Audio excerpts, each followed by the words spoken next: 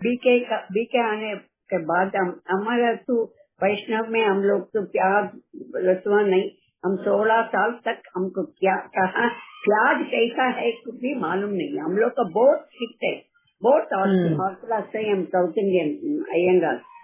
तो ऐसे ही था।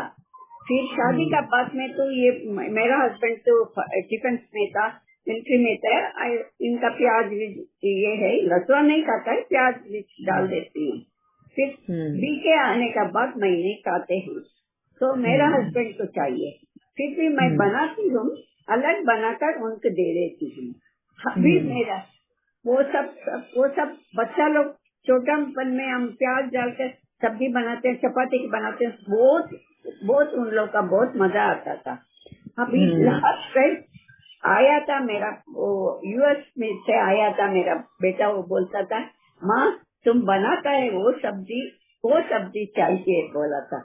मैं ये नहीं बनाया, याद नहीं खाती बोलता है। अभी मुझे गिल्टी फीलिंग हो रहा है, वो तो क्या से मुझसे पूछा है, मैं बना नहीं सकती हूँ, इसलिए इस बार वो आएगा तो जरूर प्याज डालकर बनाऊंगी। ठीक है, thank you very much, thank you जय माता। हाँ, ये माता हमारी 94-95 इयर्स की है और देखो उनकी हिम्मत। मैं खुद ही खाना बनाती, आज भी मैं खुद ही खाना बनाती हूँ, खुद ही शाम को भी टिफिन तिंडी कोई टिफिन बनाते, सब काम करती हूँ, आज भी क्लीन करती हूँ। मेरा पास कैसे करवाने से भी मैं खुद ही कर लेती हूँ, खाना खुद ही बन लेती हूँ। ये सब मेरा दे नहीं, बाबा का दे नहीं, बाबा का गिफ्ट है, बाबा का शक्ति से बनाती हूँ। नहीं तो बाबा नहीं है तो मुझे तो ये सोच भी नहीं सकता है। इस उम्र में मैं खाना बनाती हूँ, मैं खुद ही खाना बनाकर सब काम करती हूँ। तंदुरुस्त में कोई मेडिसिन नहीं लेते, कोई चेकअप नहीं होती हूँ, कोई ब्लड टेस्ट नहीं करती हूँ, कोई कुछ भी नहीं है, कुछ भी नहीं है। आराम से रहती हूँ, आराम से जीती बाबा का। एंड आप सभी को ये बात बताना चाहती हूँ कि इस एज में, एट द एज ऑफ 95, अगर ये माता इतनी हिम्मत रखती है अपने आप में बदलाव लाने के लिए, जहाँ पे उनको ये महसूस होता है कि हाँ मैंने बदल सकती हूँ, यहाँ पे मेरा बदलाव जरूरी है, जो बाबा ने कहा है उन्होंने अपने अनुभव के साथ में उसमें बदलाव लाया है। इस एज में भी अगर वो बदल सकते हैं, अपने उन ख्यालों को बदल सकते हैं, अपने व्यवहार को बदल सकते हैं, तो हम तो क्या है फिर। हमारे लिए तो बहुत लॉन्ग जर्नी है अभी तक। आज भी मैं bakery things, ice cream, chocolate, biscuit कुछ भी नहीं खाती, बाहर का ऐसे स्नैक्स कुछ भी नहीं खाती। मगर ऐसा होने से थोड़ा तो हेल्थ वाइज तो अच्छा है। यस, जितना हम अपने शरीर को हेल्दी रखें उतना हमारे लिए ही वो सेफ है। दूसरा के लिए भी हमारा शरीर ठीक नहीं है तो दूसरों के लिए भी हम दुख देते हैं। यस, हमारा जो संबंधी लोग को भी दुख हो जाता है, नहीं उन लोग का भी मुसीबत है नहीं, इसलिए कम से कम उन लोग के लिए मैं उन लोग का मेरा कर्म से उन लोग को ये नहीं करना है। इसलिए कुछ भी बीमार होने से ये कर्म ये छुट्टा होता है, ये छुट्टा होता है। थैंक्स बाबा, थैंक्स बाबा। पेन होने से भी उसका वो ये भी चला जाएगा, ये भी पास हो जाए, ये भी पास ऐसे हो जाता है। थैंक यू माता, थैंक यू वेरी मच। आपका मोटिवेशन के लिए बहुत बहुत धन्यवाद आपका। यस सौम्या बहन। ओम शांति दीदी। ओम शांति। मेरा भी एक्सपीरियंस है। 10 साल पहले की बात है, मैंने घर में बनाना छोड़ दिया था बिल्कुल ही। मैंने घर में बिना पूछे मैंने खुद ही डिसीजन लिया था मैं नहीं बनाऊंगी करके। तो क्या नहीं बनाओगी? Onion garlic. हाँ, तो घर में मतलब उनको अच्छा नहीं लगा था, बिना पूछे मैंने ये डिसीजन लिया। मगर वो कोऑपरेट करते रहे, अभी मुझे रिग्रेट होता है बिना पूछे क्यों किया करके।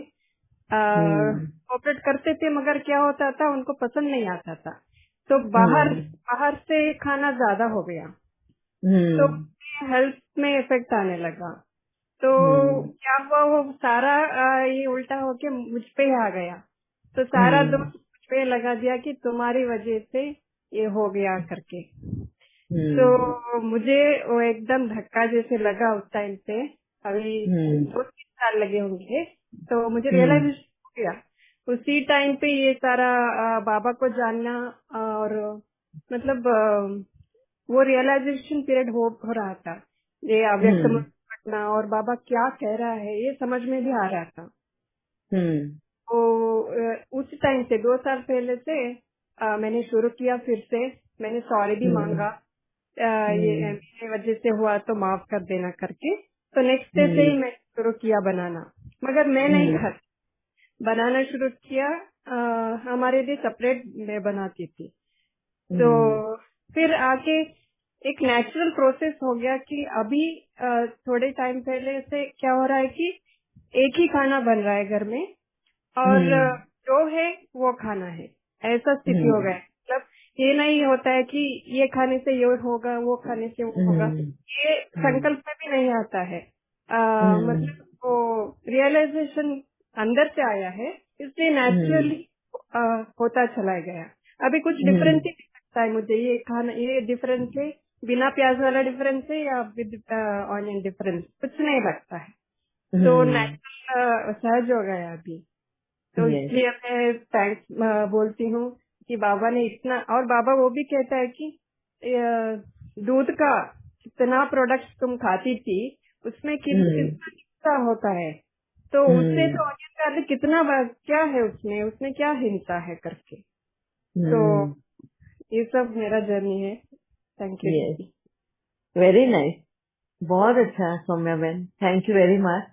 कि किस तरह बदलाव आता है, जितना हम एफर्ट लेते हैं, जितना समझते हैं ज्ञान को, बाबा हमें उतनी ही गहराई में ले जाता है, उतने ही अनुभव कराता है और हमें उस जेल से छुड़ाता है। Wonderful journey, thank you. Yes Sarita बहन। ओम शांति दीदी। ओम शांति। Am I audible? या यस दीदी, मैं मेडिकल इनपुट देना चाहती हूँ। अकॉर्डिंग टू दिस एलोपैथी के प्रकार से हम प्याज और लहसुन खाते हैं तो हार्ट ब्लॉकेज नहीं होगा। हार्ट में वो वेजल्स होता है ना, वेन्स, आर्टरीज बोलते हैं, रक्त नलिका बोलते हैं ना, उसमें कोलेस्ट्रॉल डिपोजिशन होता जाता है। एज आफ्टर 35-40 इयर्स होने के बाद कोलेस्ट्रॉल डिपोजिशन होता रहता है। तो एक दिन वो ब्लॉक हो जाएगा, ब्लड सप्लाई नहीं होगा ऑर्गन को, और वो ऑर्गन डेथ हो जाता है। हमारे आयुर्वेद के हिसाब से भी वो लहसुन और प्याज ये राजसिक गुण को बढ़ाता है। राजसिक गुण मतलब ये हमको क्रोध और इरिटेशन ज्यादा दिलाता है आयुर्वेद के हिसाब से। But if we eat this लहसुन and प्याज in little quantity or moderate quantity, तो हम हमारे फर्दर आने वाले जो भी रोग है ना, उससे बचाव पा सकते हैं दीदी। लाइक ब्रेन में रक्त नलिका में क्लॉट हो जाएगा या कोलेस्ट्रॉल डिपोजिशन हो जाएगा, तो वो ब्लड सप्लाई नहीं होगा और वो क्लॉट बन जाएगा। हाँ, उस पार्ट का ब्रेन में ब्लड सप्लाई नहीं होगा तो वो डेथ हो जाएगा और मनुष्य का डेथ हो जाता है। ओके, तो इसलिए प्रिवेंशन पर्पस हमारे रक्त को लिक्विड कंसिस्टेंसी बनाने रखने के लिए लहसुन और प्याज खाना चाहिए। ये मेरी राय था। वेरी नाइस, थैंक यू सरिता बहन। कि मेडिकल सपोर्ट भी, मेडिसिनल भी, हाँ, उसमें गुण है। मैं तो ये मानती हूँ। Very nice, thank you very much Sarita बहन। मैं तो ये मानती हूँ, जहाँ तक मुझे कुदरत ने बताया है मैं आप लोगों को एक और शायद पहले भी मैंने शेयर किया ये बात कि कुदरती हिसाब से जो देता है, कुदरत जो हमें डायरेक्टली देता है, जैसे फ्रूट से, वेजिटेबल से, जो हम रॉ खाते हैं, हाँ, तो उसको डाइजेस्ट करने के लिए हमारा शरीर तैयार है, क्योंकि हमारी बॉडी उसको पहचानती है। अगर मैं डायरेक्ट एक एप्पल खाती हूँ तो मेरी बॉडी पहचानती है उस एप्पल को कि किस तरह डाइजेस्ट करना है और उसके अंदर का न्यूट्रिशन को किस तरह एब्जॉर्ब करना है एंड बॉडी को यूज कराना है, कितना रखना है, कितना उसको बाहर निकाल देना है, ये बॉडी जानती है। बिकॉज ये बॉडी भी कुदरती देन है एंड ये एप्पल भी कुदरती देन है। मगर यहीं पे जब हम उस एप्पल को अगर कुछ बनाते, स्वीट बनाते हैं या एप्पल पाई बनाते हैं या कुछ बनाते हैं, उसको हम मिक्सिंग करते हैं, उसके अंदर एडल्ट्रेशन करते हैं, चेंजेस लाते हैं, और उसके बाद जब हम वो चीज को खाते हैं तो हमारी बॉडी उसको पहचानती नहीं है। हमने क्या खाया है हमारी बॉडी उसको नहीं पहचानती, वो उसको डाइजेस्ट कर नहीं सकती।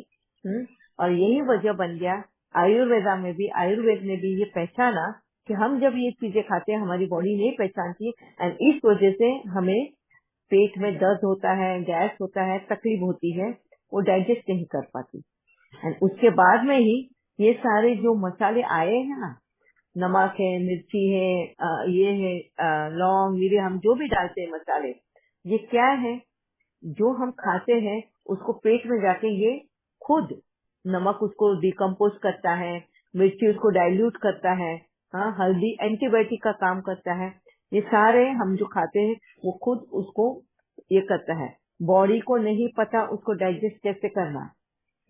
ये मसाले उसको डाइजेस्ट करने को हेल्प करता है। बहुत बार हमें ब्लोटिंग हो जाती है सर्टेन चीजों को खाकर, बहुत बार हमें एसिडिक हो जाता है सर्टेन चीजों को खाके। क्यों होता है? क्योंकि बॉडी को पता ही नहीं है कि उसको डाइजेस्ट क्या करना है, कि कौन से एंजाइम्स को रिलीज करना है ताकि इस चीज को डाइजेस्ट कर सके। तो ये वजह बन जाता है कि बॉडी कंफ्यूज हो जाती है। क्लियर है?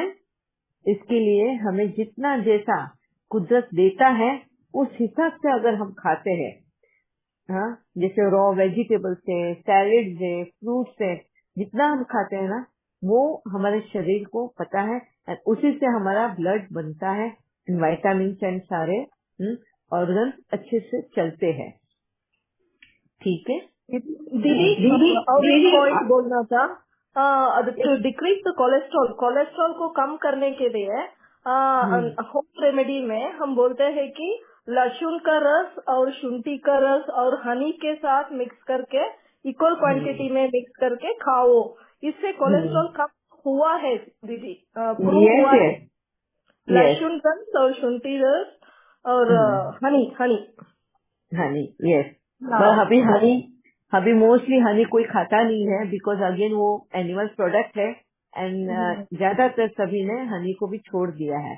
तो हनी की जगह पे आप वो ये भी ले सकते हो, शुगर केन जूस होता है, सभी को खांड यस नहीं, वो शक्कर ह्यूमन मेड है ना, अगर डायरेक्टली तुम शुगर केन का जूस ही लेते हो उसके साथ में, तो भी वो हेल्प करता है तुम्हारे बॉडी को। यस दीदी। ओके दीदी, हमको क्या मालूम है एलोपैथिक मेडिसिन में क्या क्या मिलता है, क्या क्या उन लोग ऐड करता है, लहसुन ऐड करता है, प्याज ऐड करता है, जो अल्कोहल ऐड करता है, so many things they are doing chemicals में, वो सब हम लोग मेडिसिन तो खा लेते हैं ना बीमारी होने से। ये तो रहा हम लोग खाते हैं, परवाह नहीं है, नहीं क्या? कोई भी भी मेडिसिन खाना है तो एलोपैथिक मेडिसिन खाते हैं सब लोग। यस माता, पता नहीं होता है हमें कि क्या क्या है उसके अंदर एलोपैथी में। यस विक्रांत भाई। हाँ दीदी, ये खाने के रिलेटेड बोलना था मुझे। एक बार मैं और मम्मी पुलिस स्टेशन गए थे कुछ काम से, तो वहाँ पे बहुत देर हो गई, तो साइड के होटल में हमने नाश्ता कर लिया, तो ऑनियन गार्लिक का ही खाया था पूरी भाजी। तो वहाँ पे एक बीके भाई ने, सीनियर भाई ने हमको देख लिया, तो हमको इतना गिल्ट फील हुआ, मतलब उस बात का कि हम बाहर का खा रहे हैं, और इतना डर रहा मतलब एक हफ्ते भर कि ये दीदी को ना बता दे, बात को फैलाने से। तो इतना ना गिल्ट ट्रैप करते हैं, मतलब ये अधूरा ज्ञान हम जब ले रहे थे ना, बहुत गिल्ट फील होता है। और इससे अधूरा कुछ ज्ञान याद नहीं विक्रांत भाई, उल्टा जब अधूरा ज्ञान ही नहीं, हम जब वो चोरी छिपे करते हैं ना, हमारी चोरी पकड़ी जाएगी उसका डर लगता है हमें। अगर अभी आप खुला बोल दिया है एंड अभी आप खा रहे हो ना, आपको डर नहीं है, अगर कोई पूछे भी आपको तो बोलने का, बोल रहे हैं ना कि हाँ मैं खाता हूँ। हमें डर कब लगता है, हम वो बात छिपा कर करते हैं, तब हमें डर लगता है कि हम बता कुछ और रहे हैं एंड कर कुछ और रहे हैं, उस वक्त हमें डर लगता है। सॉरी विक्रांत भाई बीच में बोलने के लिए। यस दीदी बराबर आपने करेक्ट किया। ये डर मतलब बोलते कुछ है करते कुछ और, हिप्रोक्रेसी अपनी एक्सपोज हो जाती है, उसका डर रहता है मतलब। यस और एक ना हमारी एक रिलेटिव बहन है, बहुत दूर रहती है, गरीब विडो है। तो पहले मैं उसके यहाँ जाता था मतलब मिलने के लिए ऐसे। तो मैं जब मतलब बहुत स्ट्रिक्टली फॉलो करते थे तो उसका कुछ नहीं खाता था, मतलब वो इतना प्यार से रिक्वेस्ट करती थी कि खाओ, ये बनाती तुम्हारे लिए, वो बनाती हूँ। फिर बाद में मैंने कुछ देर बाद छोड़ दिया, मतलब ये सीरियसली लेना। तो उसमें फिर उसका ना उसने इसका प्यार देखने लगा, मतलब वो इतनी गरीब होके भी उसके पास लिमिटेड रिसोर्स है, गैस नहीं है, चूल्हे पे वो खाना बनाती है, पैसे भी ठीक से नहीं उसके पास, फिर भी उसमें कितना प्रेम स्नेह हमारे लिए कि इनके लिए क्या क्या ना बनाऊं मतलब मैं। तो फिर मैं वो उस खाने के साथ साथ उसका प्यार भी स्नेह भी रिसीव करने लगा, और उससे मुझे बहुत अच्छा लगा, और उसको भी बहुत खुशी हुई इस बहन को कि भाई आता है तो मेरे हाथ का खा के जाता है, मतलब डिनाई नहीं करता। तो ये रिश्ते भी अच्छे बन गए, और हम स्ट्रिक्ट रह गए तो फिर वो दुख लेना ही होगा। अच्छे रिश्ते भी टूट जाते हैं। Yes very nice, thank you Vikrant भाई, थैंक यू वेरी मच। अभी वक्त भी हो गया है। आप सबसे अभी हमारे जैन पर्व भी चल रहा है, जो है तपस्या का पर्व, क्षमा याचना का पर्व। तो आप सभी से जितना भी मैंने, अगर आप लोगों को मेरे बोल से मन दुखाया हो, डांटा हो कोई वजह से, या कहीं तकलीफ पहुंची हो मेरे बोल से, तो आप सभी से क्षमा चाहती हूँ। ठीक है, इसको हम जैन में बोलते हैं मिच्छामि दुक्कडम।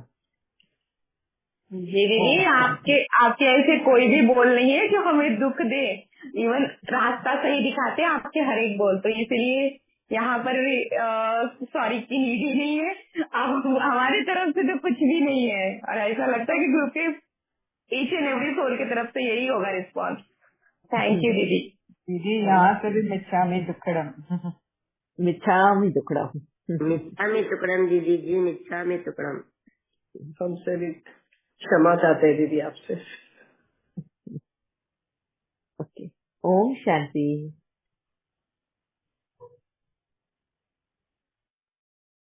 ओम शांति, थैंक यू। ओम शांति दीदी, थैंक यू। ओम शांति दीदी, थैंक यू दीदी, थैंक यू बाबा।